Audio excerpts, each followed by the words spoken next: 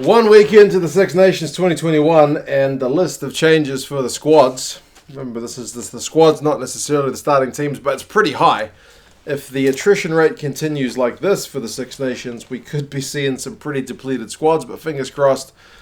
Last week was a bit of a blip, but there are some big names like changes with Dan Lydiate, Peter Amani, but we'll go through all the ones that at least I could find, and if there are any other additions, do let us know in the comments below. It seems that France, unless I missed something like the French news press or if they're not reporting it on their own social media pages, I couldn't find anything about French injuries, guys being dropped from the squad and whatnot. I know Gaultier kind of trimmed his squad just before the Six Nations started, so maybe some of the other coaches are doing a little bit of that now. For Italy, the only change I saw for the squad is that Zanon is out. Unfortunate for him. Seems to have a lot of potential in that midfield, but he's got a leg injury. I did read that he's only definitely out for the England game, so he's been returned to his club team. They're not going to keep him around the Italy setup, even though it's, again, being only reported to be just for that next game. Remember, there's a bye week.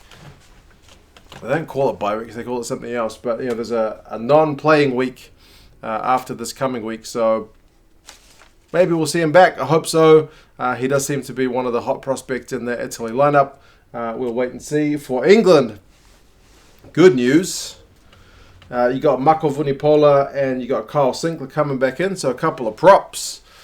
It was a slightly kind of unfamiliar lineup in that last game against Scotland. Kind of unfortunate is, I guess, if someone's coming in, someone's got to go. Harry Williams and Tom West have been released back to their clubs. I'm kind of surprised for Harry Williams because he plays... Every time I see him play for Exeter, he does a pretty bloody good job. Exeter's renowned for having a big old forward pack that dominates teams up front. I don't know. I mean, obviously, having Kyle Sinckler coming back is like a prop who can play fly half, so that's not necessarily a bad thing, but... Yeah, I'm a bit disappointed for Harry Williams, but again, you can't pick everybody, so... Yeah, it changes for England with those guys coming back. I think overall, you'd be pretty happy if you're an England fan to see those two big names back. Although, I guess we're still yet to see Mako Vunipola in recent times hit the form that we know he can hit. For Ireland, Peter Amani's been suspended. He's got 3 weeks. 3 weeks. 3 games, actually, rather than 3 weeks. So he'll miss Ireland's next 3 games, which is a bit of a... It's a brutal one for him. But, I mean, Irish fans have been... pretty critical of him, I would say, overall for his deserved red card in that game against Wales. There seems to be a fair split between people. Like, when I first saw it, I thought he's playing hard, but I didn't think he was intentionally trying to whack anybody in the head. But other people have seen that completely differently, and that reflects in the comments as well. Some people saying deliberate act deserves every week he gets. Other people saying, he plays on that borderline, but he just got that one wrong. So... either way, 3 weeks for Peter Amani. Jack Conan isn't, though. He's been added to the squad, and yet Gavin Coombs has been released back to Munster. So some comings and goings in with that Ireland squad. And it's not done with those guys that I've put on the board as well. Johnny Sexton and James Ryan are going through the return-to-play protocols after suffering head knocks in the game against Wales. So they've got to tick all the boxes to see when they will be available again. But it's certainly going to be a wee bit disruptive for Ireland's preparation for the next game against France, which at home is a big one. Trying to pick that one in the old Super Brew predictions is a bit of a bugger. Do you go with a red-hot French team away from home, or do you back Ireland to get the job done at home? I picked one way, but anyway, we'll see how that one goes. Scotland, I don't think they've had any huge changes to like the starting players. They've brought in George Taylor, Charlie Shield, and Darcy Ray. None of these guys I am very familiar with enough to comment about them. I know Taylor's a midfielder, Shield's a scrum half, and Ray is a prop. Ray's the only one who's been capped, but I think it's just the one cap for him. And they've let go Ashman and Blair Kinghorn. It's a bit surprising to see Blair Kinghorn being let go, but I guess Duhan van der Merwe's playing pretty well after that try. Sean Maitland was very assured in that game, and Hogg is definitely going to be at fullback. Maybe they are just struggling to find a spot for old Blair Kinghorn. I didn't see that he was injured anyway, but if he was, again, do let us know in the comments.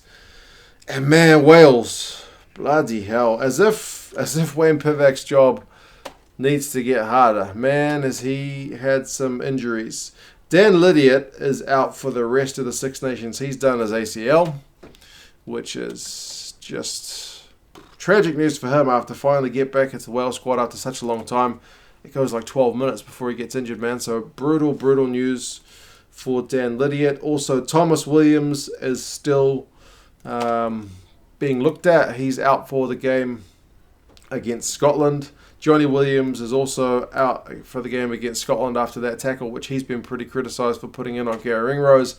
And Hallam Amos is also out for that game as well. But Lydiate's the only one who's out kind of long-term of that bunch. Jonathan Davis still hasn't recovered from his ankle injury, so he is not available for the Scotland game. And apparently Nick Tompkins is in doubt as well. So bloody hell, man. What are you supposed to do? Who's going to be in the midfield for Wales at the weekend? George North and somebody else. He had a scratched eye in that game, but he's apparently good to go. So at least there's that one bit of good news. They've brought in James Botham. I'm pretty happy for James Botham. I was kind of gutted that he didn't get to make the initial Wales squad. So, albeit very sad to see Lydiate get removed from the squad due to that injury, it balances it out a bit to see James Botham get the call up. Lloyd Williams is back in. I guess that's with Thomas Williams going out. And then Willis Halaholo has been called up again. What is this, like third time he's been called up for Wales? Still hasn't got his cap. I know he's a bit of a controversial one. Some people don't like him getting called up for Wales. I guess it's that old debate about imported players and whatnot. But man, he's been with Cardiff Blues for ages, hasn't he?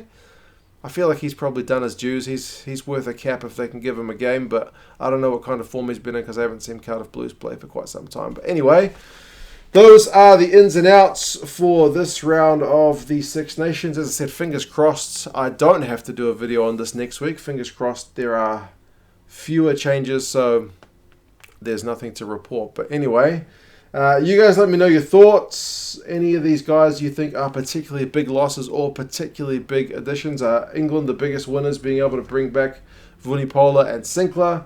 Are Wales the biggest losers, losing all those players I just mentioned? It was hard. Do you think Ireland are better off without Omani? Or do you think they're going to miss his ability to disrupt lineouts and his experience? But anyway, you guys have any thoughts? Talk to you again soon. See you later.